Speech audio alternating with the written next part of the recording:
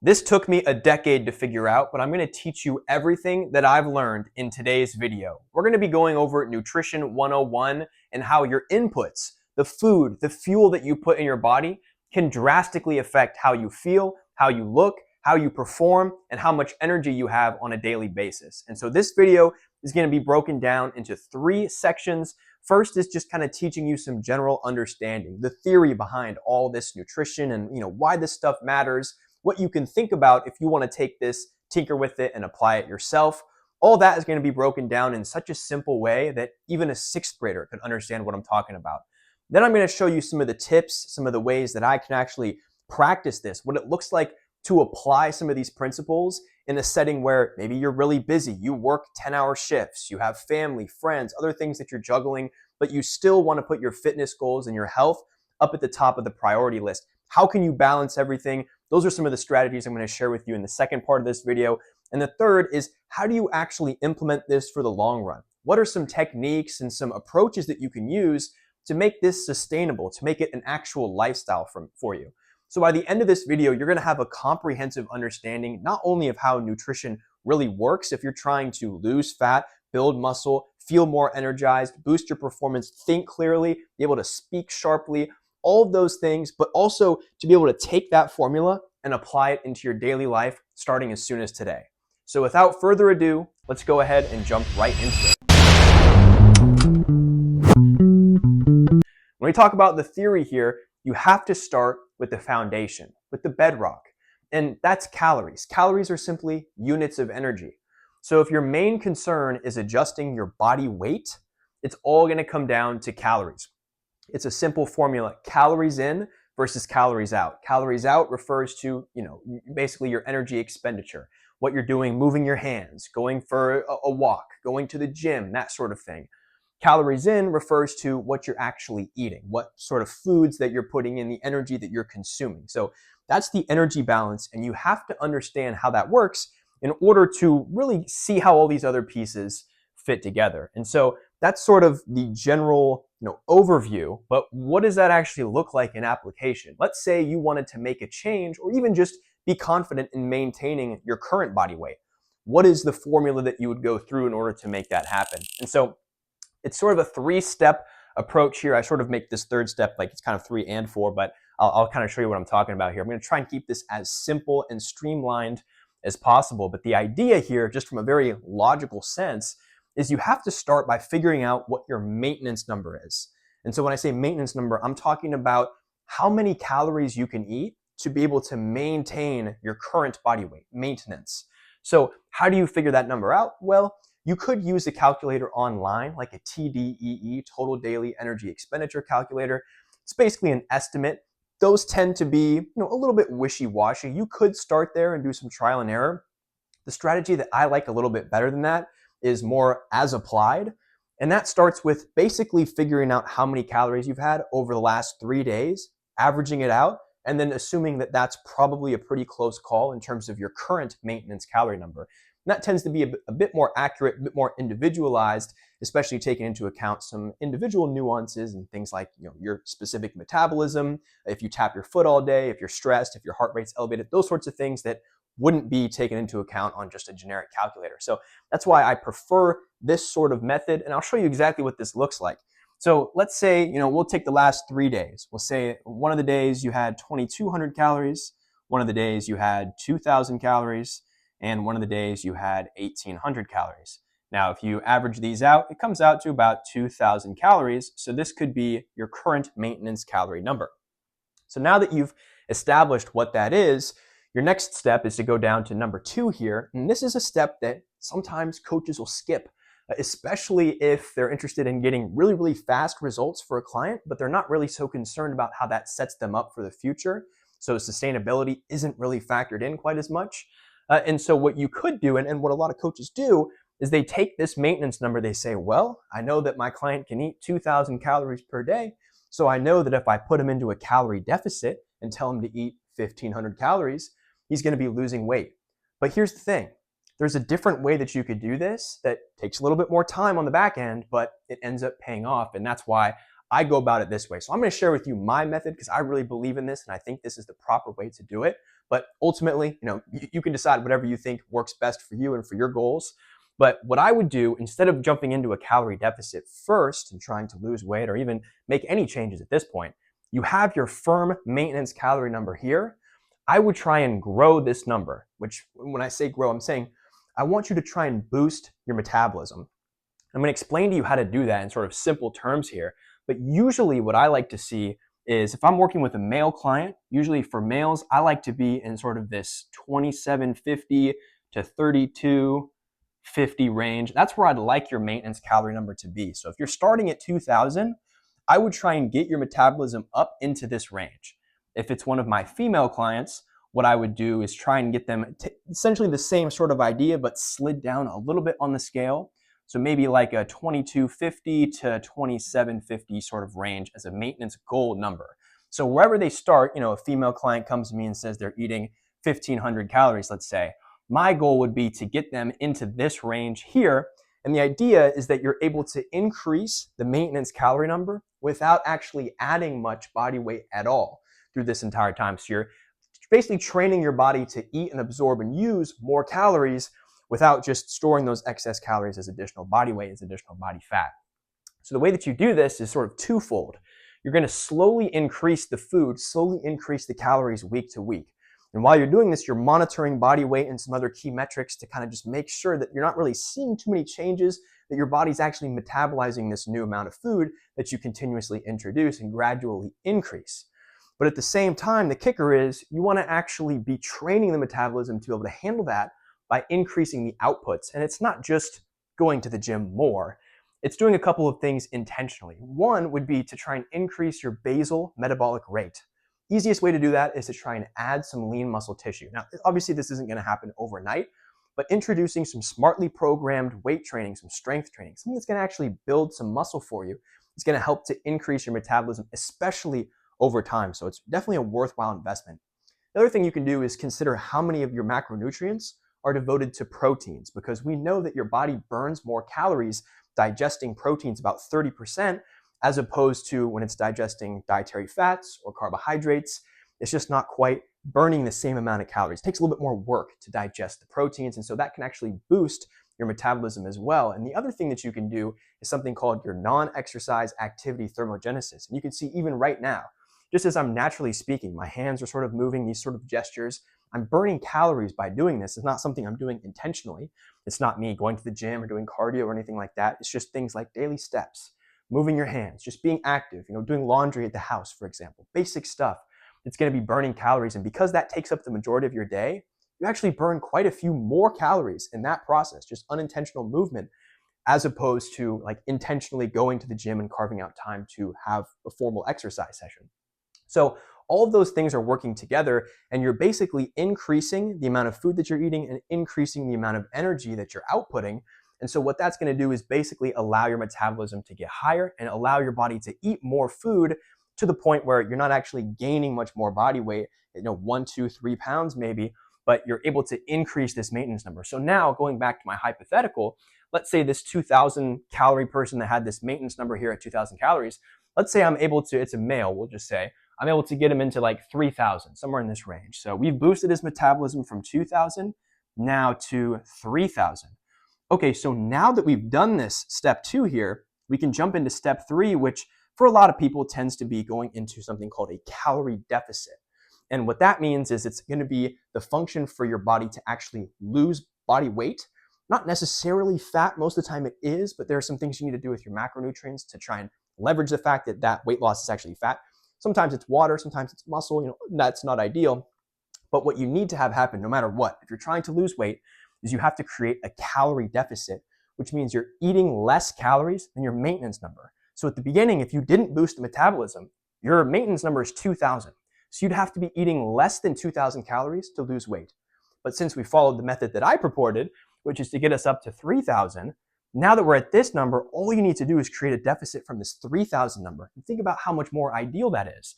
So if you subtract 500 calories from this, you'd be in a deficit and eating 2500 calories, which is much more doable than if you started at this 2000 calorie number. You were trying to get as fast results as you possibly could, and you had to be eating to create that same 500 calorie deficit. you'd have to be eating 1,500 calories.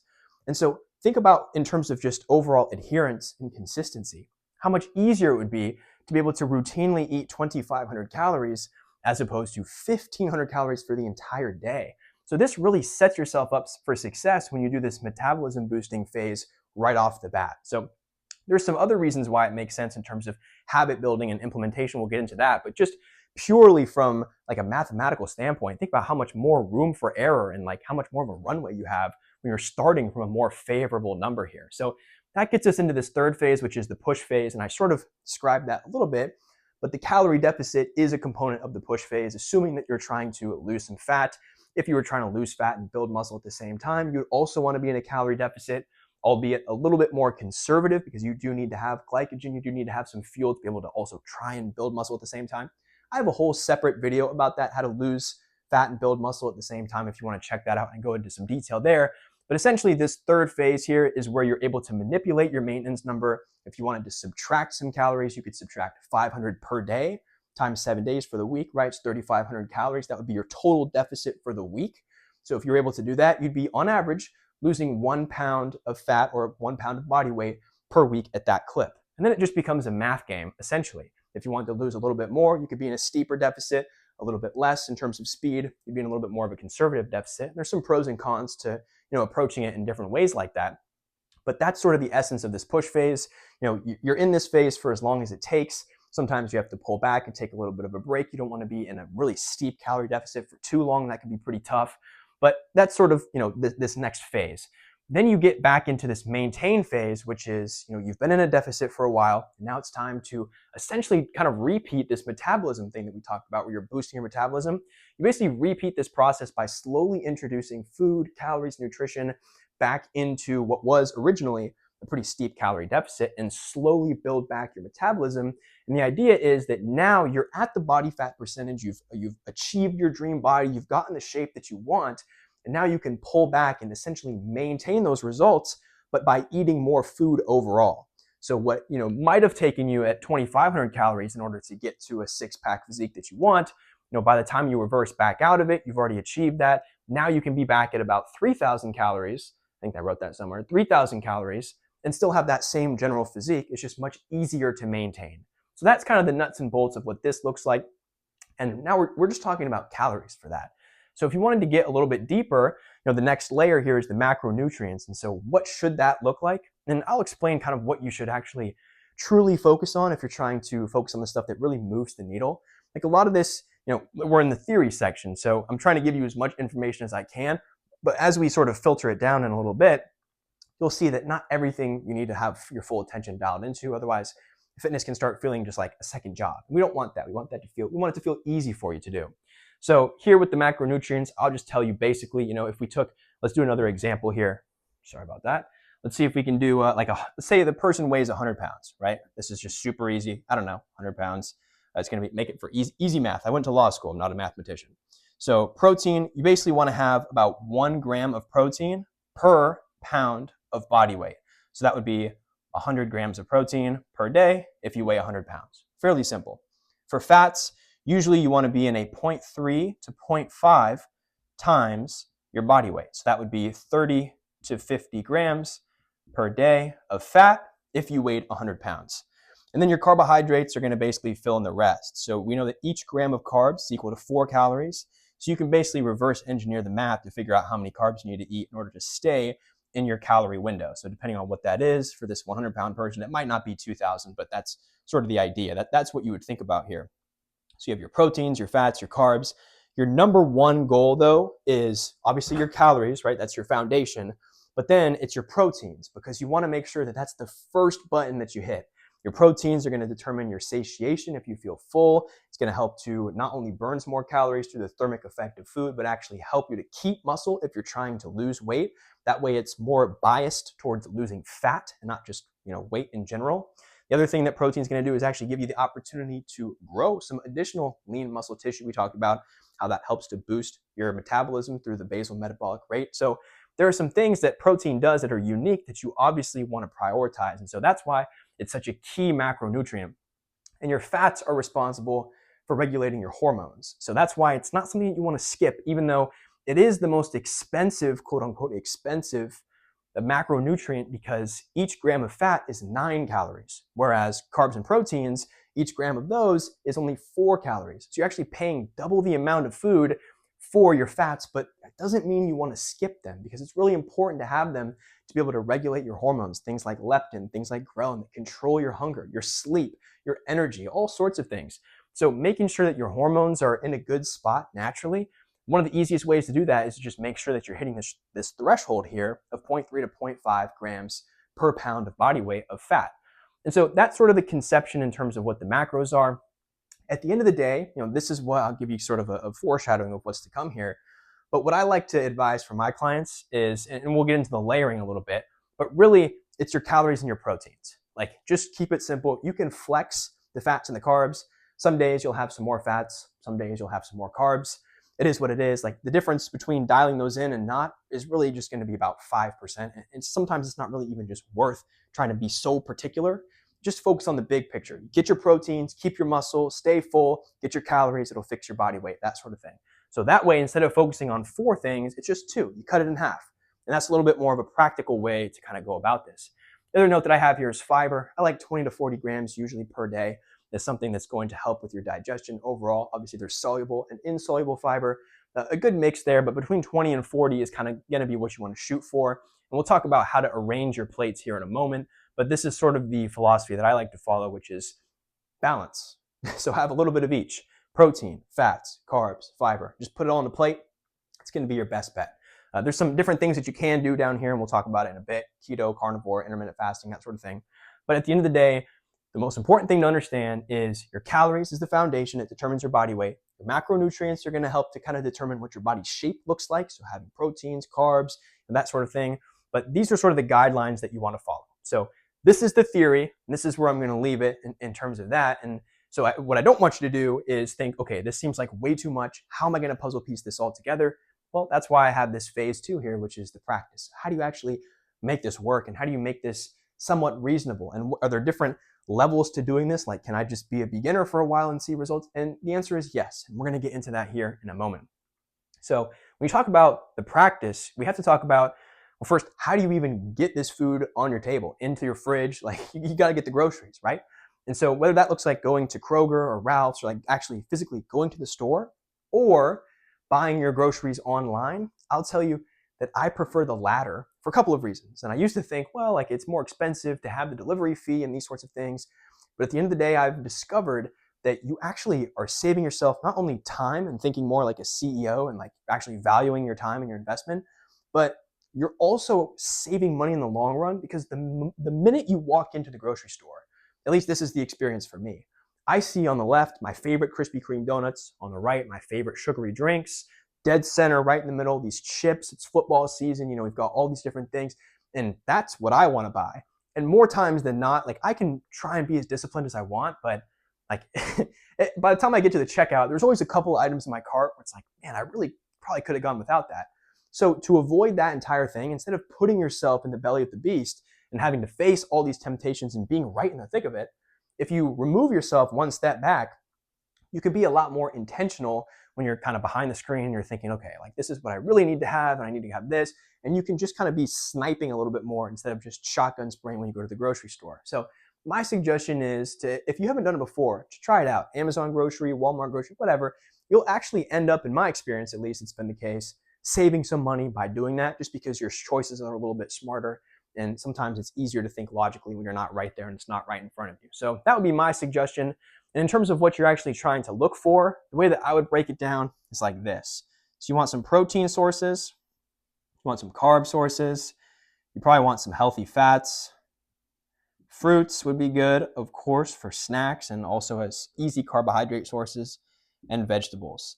So these are about 5 different items here. And I would say for protein sources, you probably want 4 to 6 on hand. For carbohydrate sources, maybe 3 to 5. Fats, I think just 1 or 2 is fine. You can even have your proteins buy a little bit fattier meats on the proteins, and that is going to help you to get your dietary fats in. But a lot of times that kind of just happens naturally. Fruits, I'd say 2 to 3. Vegetables, I'd say 2 to 3 as well. So if you walk into the store, or if you take my advice and you buy this online, you can basically go through and just make sure, like lean proteins. Okay, I'm thinking chicken, I'm thinking ground turkey, I'm thinking ground beef, protein bars, protein shakes, maybe that's processed, but damn it, it's convenient. And so for a lot of people, that makes a ton of sense. So protein sources, 4 to 6. Carbohydrates, you're thinking about things like rice, potatoes, things that are pasta, for example, bread even. So you just want to have some good, firm carbohydrate sources at least available and on hand. And I'll show you what I'm talking about in terms of piecing this all together.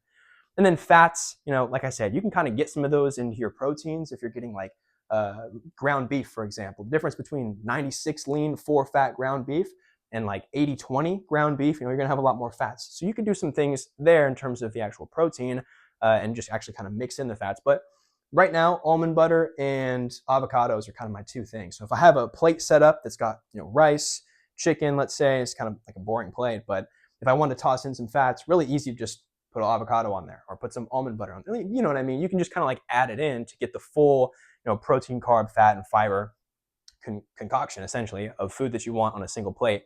And then fruits and vegetables, I don't think I have to name those. You guys probably know what the fruits and vegetables are, but having some of those vegetables for sure to have some of those micronutrients and to actually give you some more volume and great fiber as well. So having vegetables with your dinner is super, super awesome. Fruits with breakfast for quick carbs that are quick digesting before a workout. Anyways, this is what I would be thinking about when I walk into the grocery store. I'm online, like basically filling in the gaps, but this is the template.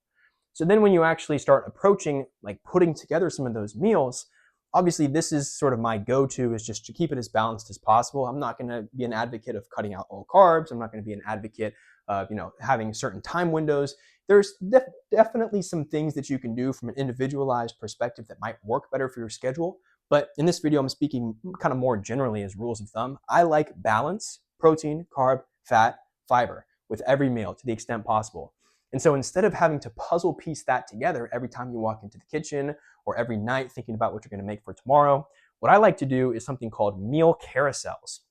And this is basically just like an easier way to organize your meals for the week. And just think like, let's say you eat 3 meals a day. Okay, then on the weekend before your week starts, think about 4 or 5 different meals that you have ingredients for that are going to be easy to prepare, that are balanced, have protein, carbs, fats, and fibers, that you can easily just toss these ingredients together, but you already kind of know what these 4 or 5 key meals are, so that you're not starting from scratch each time that you're hungry. Like when it's mealtime, you kind of already know where to start. You've already got these ideas kind of preset. And that takes away a lot of the decision fatigue, which is unfortunately why a lot of people fail with their diets, is because they just don't know where to start. You walk into the kitchen, you just have some like random ingredients, and then you end up just Uber Eats, because why not? It's just much easier. It's more convenient. But if you can make these healthy foods, if you can make the foods that actually fit your goals feel convenient, well, that's when you start succeeding, especially in the long term. So that's why I really love this concept of meal carousels, because it's easy, it's simple, it's a little bit boring, but some of the most successful times I've had with my diet and some of my most successful clients that are working 60, 70, 80 hours a week are routinely eating the same 3 or 4 meals every single day, because it's easy. And especially if you get into this next year, I'm going to talk a little bit about convenient preparation and how you can just make this much easier.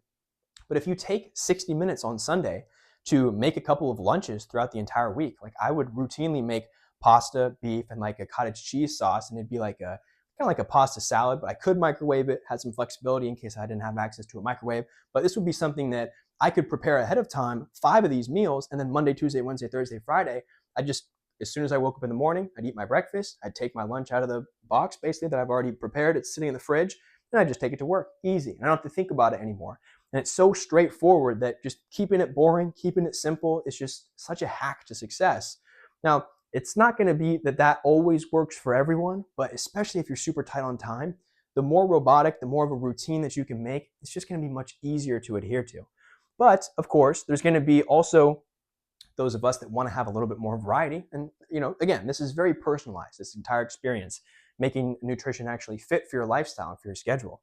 And so what you'd want to consider there is, and I actually recommend this for everybody at the beginning, is to understand portion sizes, because this is kind of one of the biggest mistakes that I see for most people, especially when I first start working with them. They'll overestimate how many proteins they're eating, how many grams of protein, and they'll underestimate how many calories. I'm like, well, I know I'm in a calorie deficit, but I'm not losing weight. And if you're saying that, the truth is you're not in a calorie deficit because it's just the laws of thermodynamics. If you're eating less calories, you will be losing weight as long as that number is less than your maintenance, which we talked about earlier. But at the end of the day, like that is really, it's like such a fundamental skill. It's like if you're learning to ride your bicycle, and you're just a little kid, your dad's not going to just put you on the bike and just throw you into the street. You're going to start with some guidance. You're going to have your training wheels. You're going to do some things to like ease into it. And you have to have an understanding of what it is that you're actually eating. Otherwise, you're just flying blind. And so a lot of people get stuck. They get in these plateaus because they've never tracked before. And so I have a separate video you can check out. It's like 5 minutes long if you'd like. And I go through the easiest way to do this on MyFitnessPal, how to do it quickly, how to do it efficiently. So feel free to check out that video if you'd like. I sort of walk you through what that process looks like. But it's definitely a skill that I highly, highly recommend that you invest in because it gives you a lot more flexibility. You don't have to stay in the meal carousels. If you go out on the weekends, there's different things you can do. AI photos, it's not perfect, but it's something. You can learn how to track in different ways, barcode scans, scale weights. There's lots of different ways that you can make it fairly quick. And it's not something that's always going to be the most practical, but it's a good skill set. It's good to be able to recognize portions on your plate. And it makes it much easier in the long run when you start putting together your meals on your own. You're out, you're traveling, you just kind of have an idea. You're like, okay, well, it's about the size of my fist. I know it's about this many grams of protein, that kind of thing. So it can just make this entire thing much easier. It's a skill set that I think is worth investing in. So anyways, that's a little bit of a side note there. But when it comes to building your meals, having that skill on hand is super helpful. So you can do sort of this balanced framework, right, where you try and find a protein, a carb, a fat, and a fiber. You can also do the carousel meals, and you can also do the tracking if you want it to be like if each meal was totally different and you were still trying to stay on track with your calories and with your proteins, you probably need to do some tracking. But if you stick with the carousels, you can sort of pre-track and kind of figure this all out. And then you just stick with your rotation of meals and you don't really have to track because you already know the sort of nutrients that are within the meals. So anyways, those are some ways that you can kind of like practically put that into play. And I talked a little bit about the ingredient versus meal prep. My thing was always to make the lunches, like I said before, as sort of an anchor meal. So I would, I guess, meal prep those lunches. But for the most part, I like to conceive of it more as an ingredient prep, which is a little bit different because I'm not, preparing full meals and putting them into the Tupperwares. Instead, I'm just thinking, what are my big carbohydrates? Like, what are my main sources? Got to make sure that I have rice. So I'm going to make sure I got my rice on hand. And you can buy prepackaged rice, and maybe that's easier, more convenient. I've been trying to save some money lately, so I've just been making the rice myself. But you can do that way. You can also, in terms of different carbohydrate sources, make your pasta beforehand. So now your pasta's in the fridge. Instead of Tuesday night, you get home from work, you're exhausted. You have to boil the water, put the pasta in, wait 15 minutes. You might just pull out your phone and go straight to Uber Eats. And I don't blame you. So that's why you try and set yourself up for success by getting some of these key ingredients already prepared ahead of time, just so that it makes it much easier. You're trying to put yourself in a position to be able to win during the week. Same thing with the proteins, right? So with your proteins, you've got your beef, you've got your chicken, whatever it is that you have. But if you make those ahead of time, that takes out a big step during the week of having to turn on the stove, oil the pan, put your meat in the and it's something that feels like more of a roadblock between you and being able to have a convenient meal. But if it's already made on a Sunday and you're making some of these things at the same time, right? The oven's got chicken in it, the pan's got your beef in it, you've got your air fryer on, cooking up some vegetables or something like that. You've got some of your main ingredients already getting pre-prepared. Now it's just a matter of putting some stuff on a plate and microwaving it. It can take less than 2 minutes during the week. So you can see how kind of doing this all on a Sunday night, ingredient prepping, not meal prepping. Meal prepping is like actually dividing it all out, but I'm not suggesting that. I think that's maybe one step. It takes a little bit too much time and maybe not always worth the investment. But the ingredient prep, just having the main food groups that you're going to go to that are part of your carousels, that are part of the groceries that you bought, if you have those already pre-made, it's going to be a total game changer for you because it's just going to save so much time during the week. So it's basically like a 4x return on time investment if you put in an hour on Sunday and you end up saving 4 hours, 1 hour each of the 4 weeknights that you're there. Like, it just makes total sense. So anyways, that's why I like the ingredient prep. Hopefully that makes a little bit of sense in terms of how I'm distinguishing ingredient prep from meal prep. But I encourage a little bit of ingredient prep. I think it's totally worth it. Okay, let's look at the implementation here. And this is really where you start to get like past well, I guess we've already done that a little bit in the practice here, but here are some ways that you can really apply this into a crazy schedule, especially if, and I work with people that are really trying to restart their entire habit structure and like basically start from zero with their nutrition. And so gradually layering things in is an awesome approach for doing that. You don't want to jump straight into the deep end of the water. You got to learn how to swim first a little bit. But I also work with people that are very interested in optimizing their performance as well. So they already have a foundation, they already kind of understand how some of these things work, and we're just trying to fill in the gaps to really just take their performance, their energy, their physique to the next level. So regardless of where you are on that spectrum, I still think you can benefit from understanding some of these step-by-step approaches to actually implement this sort of nutrition structure into your lifestyle depending on what your goals are. So the first thing here that I would start with is you want to be aware of what you're eating. And so we talked about at the beginning, your theory, your calories, it's your foundation. The easiest way to do that is to just take note of what you're eating for the last 3 days, average it together, and you'll end up, with a good spot understanding what your maintenance is. So that's kind of the first step for a week or 2 weeks, 3 weeks. Just be aware of what you're eating. Like, learn to track it. You may not even necessarily need to have a goal in mind in terms of I want to eat this many calories or this many proteins, but just being aware of the portion sizes, tinkering around with some of the tracking, like having that sort of, even just these thoughts in your head is a great first step. And it's not something that you should just, I think, scoot out of the way. It's something that it's worth investing a little bit of time into, just taking those first preliminary steps. Then building some habits. Every time you see a plate of food, you might start asking yourself, well, is there any lean protein on here? Or like, well, how am I building this meal? Am I starting off with the rice and then thinking about what comes after? Or am I starting off with the eggs and then thinking, okay, I got my eggs, it's my proteins and my fats. I'm going to try and put in some fruit there. It's going to be fast digesting. So you kind of start to put these pieces together, but getting in the habit of eating 3 or 4 meals per day if you can, or for some people 2, it doesn't make that much of a difference in terms of frequency, but it's more about consistently trying to get the same general amounts of food in each day so that you're building habits. You're drinking water, you're going to bed on time, you're doing some of these things, you're mastering the habits. And oftentimes in terms of this conception up here of how you approach sort of the theory part, this is kind of in this maintenance and metabolism section, understanding how your actual habits come into play here, because you can have the perfect plan. You can have all this stuff, your fats and your proteins and your carbs, everything down to a T. But if you can't execute it, then it means nothing. And so that's the whole purpose of trying to build a good foundation with these habits, is that this is going to allow you to actually seamlessly step into and start to layer in some of these more advanced skills, but you got to be able to start from somewhere. And a lot of times, if I'm working with a client that's particularly busy, say it's an attorney and they've got a trial coming up, if it's trial season, they're not going to be counting their fibers and their fats and their proteins. It's just not going to be, it's not realistic. And so in a position like that, instead of falling off the horse and just losing all the progress that you've made and just forgetting about nutrition, you can just scale it back and go back to your key habits, what you were relying on at the very beginning when you were forming this foundation. You're going step by step. So maybe you're already over to here. You're doing your layers, you're learning about your micronutrients, you're really trying to optimize, but then you have a super busy schedule coming up. It doesn't make any sense to try and keep pushing this section already at the end. Go back to the beginning.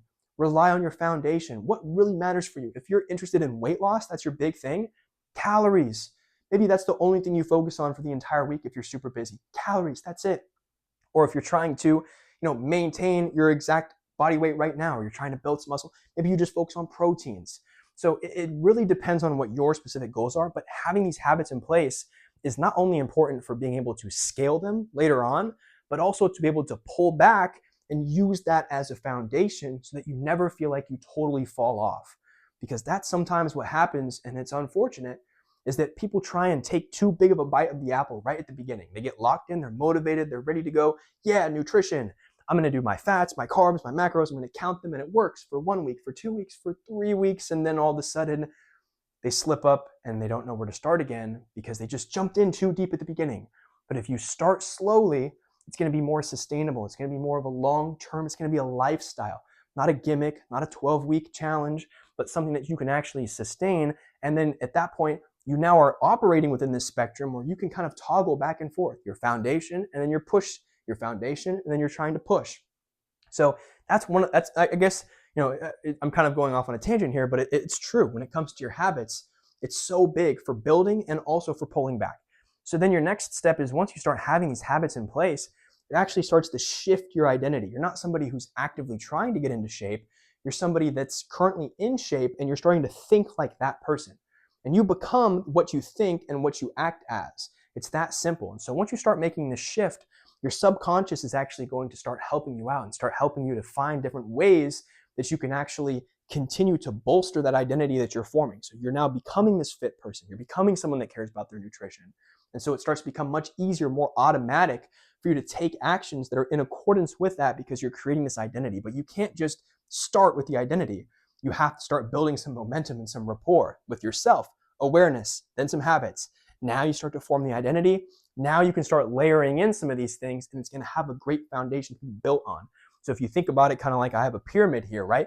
You're not going to start at the very top. It doesn't make any sense. You have to have your foundation. Then you can start layering things in as you get closer to the peak. Everyone's foundation is going to be different. Everyone's peak is going to be different depending on what it is that your number one goal is. So that's sort of the structure here and how you would implement these sorts of things.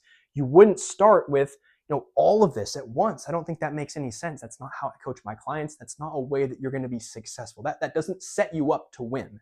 If you want to set yourself up to win, you start slowly. You just understand what's happening with the very basic level. Add in some, basic habits, daily steps, drink enough water, sleep. This is a lifestyle transformation. And when you talk about your nutrition, it can be overwhelming because there's so many variables. That's why you just start at a very small level and scale from there. So at the end of the day, big picture, if you just had to take a look at this and say, what are my key items? It'll be a little bit different depending on what your goals are. But for most people, calories for your body weight, proteins for your macronutrients. So if you figure out your maintenance calorie number, you can eat more than that to gain weight, less than that to lose weight. Put that aside. Proteins, 1 gram of protein per pound of body weight. That's it. If you just think about those two things, your fats and your fiber and your carbohydrates, all of that, as long as it's within your calorie window, so we already talked about calories, you're going to be in pretty good position, like 95% of the way there, and that's going to be great. So for most people, that's a really good spot to graduate at and just feel good about. You can't always take it to that next level as part of the layering process. If you feel comfortable, you've got enough bandwidth, and you want to really take that next step, you totally can. I'm not saying don't do that, but at the end of the day, it's really important to have just the foresight to see what is the bigger picture, what's really moving the needle here. And for body shape, for overall, body weight, your health metrics, things like that, your blood pressure, your A1C, all those sorts of things, a lot of that is going to hinge on your body weight, which is calories. Like you can think about the Twinkie study, for example, the professor that ate in a calorie deficit, but he just ate junk food and Twinkies in order to do that. And he ended up losing over 20 pounds. And you would think, well, I'm sure he had a bunch of problems with his health when he got his blood work. Everything improved just by virtue of him losing weight, and he ate Twinkies every single day. I'm not suggesting that's the best way to go about this by any means. I don't think you should do that. But it proves the greater point from a more kind of hyperbolic standpoint, which is being in a calorie deficit and actually losing weight is kind of the most important thing here for a lot of reasons. Your body weight, your longevity, your health metrics. So different ways to do that, but as long as you can achieve that calorie deficit and lose weight, it's going to be overall net positive. The other thing here to be kind of cognizant of is that this is a game of averages.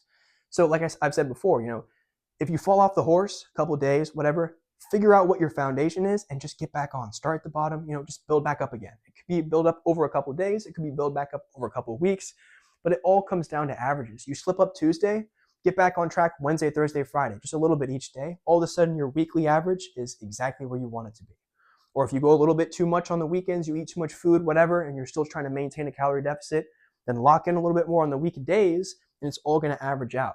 And I have this 80-20 rule that I use with all of my clients. I tell them, listen, my job, what I'm asking from you is not to be perfect. You're not going to be perfect. I'm not perfect. Nobody's perfect. But if you can adhere to what I'm telling you to do, and I make it reasonable for their level, if you can adhere at 80% of the time, you're going to see all the results that you want and more. 80% of the time. So just give me a B on all of your papers, right? It doesn't have to be an A+ every time, but 80% of the time, if you execute, you're going to be in great shape. So 20% of the time, you are allowed to be a human being. So that means if you make a mistake, you eat a little bit too much, whatever, you don't do this perfectly, it's okay. You're still going to be within that 80-20 rule as long as you get back on track. And that can give you a little bit of a deep breath. You'd be like, okay, I'm okay. I didn't do this perfectly. I slipped up, whatever. Let's get back on. Let's maybe find the root cause of why that was. If you had a binge episode or something like that, you ate too much food, maybe you're really, really hungry. You need a refeed. We can still keep you in the parameters of the program so that you're still trending towards what your final destination is, what your goals are. But that's a really important point because it is all about averages. It's not every single day, right? Even when you look at your body weight, even when you look at some of these other metrics, you're looking at averages. So you don't want to be too dialed in and too, over fixated on what the difference is from Monday to Tuesday to Wednesday. Look at it from the bird's eye view from the entire week. Okay, and then this last point here, personalization, I've mentioned it a lot of times throughout this entire video, but it's going to be different for everyone. Some people are going to be quickly adapting to some of the early habits. For some people, it'll take a little bit longer. For some people, the push phase, their body's a little bit more stubborn and they hit a plateau and you have to take a step back and you have to go back into it a little bit further. You could do a refeed. You could even build in another metabolism boost phase in the middle of a push phase. There's different things that you do that typically correlate with the individual and how their body's reacting, with their schedule, with their bandwidth, with their goals. It is a very personalized process. And so for some people, they prefer to take an intermittent fasting approach where they don't eat in the mornings and they're able to eat during the other parts of the day and it works for them. If you're on a really low calorie approach, sometimes that's a good way to do it because in the morning you're not eating that much and then by the time it's 1 or 2 p.m. you look ahead and it's like, well, I still have 1,400 calories. That's great. And you might be able to make that work. For other people, that doesn't work because in the morning, if you don't eat anything, then night rolls around 7 p.m., you're ravenous. And then you end up overeating. So none of these items down here, carnivore, keto, they're all different mechanisms to put you into a calorie deficit. Some of them work based on preference. Some of them, they're not going to be perfect for you. I've personally tried all of these ones here. I'm comfortable coaching them with all of my clients because I've actually made mistakes with them, improved. I've done them before. But in my opinion, the most sustainable approach, the best way to do it is to just keep it balanced. Keep your favorite foods in as part of the nutrition protocol that you follow, because that's really how you create long-term adherence to this, is by doing things that you enjoy or can live with long periods of time.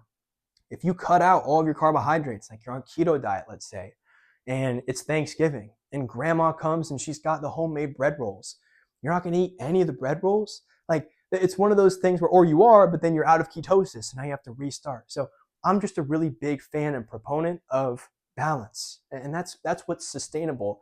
And that's really what matters, because if you get great results in 16 weeks, but then you can't maintain them, what good is that?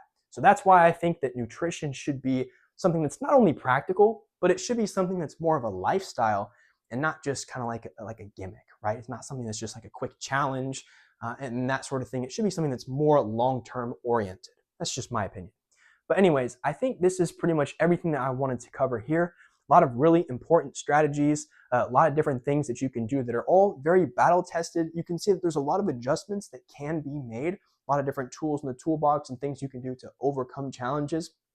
And if you'd like a helping hand with this and you'd like someone to set this up for you and work with you very closely in a personalized approach, one-to-one, I don't work with that many clients. I don't have a training app that I just stuff a bunch of people on.